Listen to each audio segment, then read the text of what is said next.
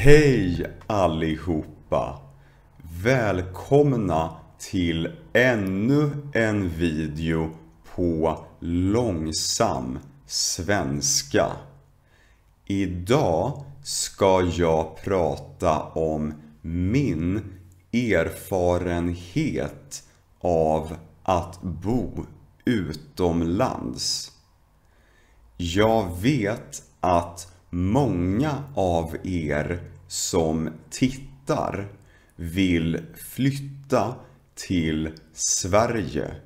Men det här är en video om en svensk som bor utomlands.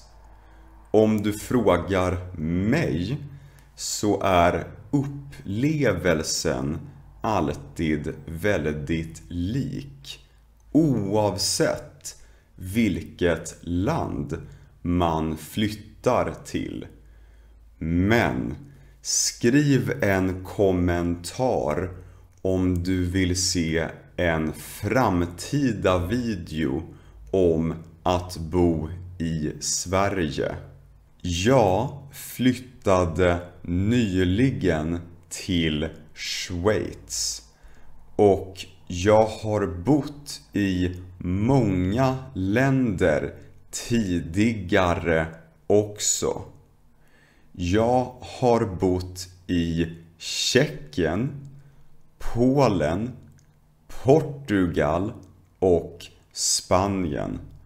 Och jag har lärt mig att man går igenom olika faser när man flyttar till ett nytt land. Först kommer smekmånaden eller semesterfasen.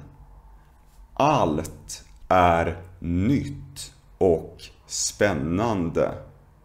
Man träffar nya människor. Man äter ny mat. Man får se nya platser. Och kulturskillnaderna mellan dig själv och invånarna verkar charmiga. Du ser fram emot att börja leva ditt nya liv på den nya platsen. Och du lever i en dröm.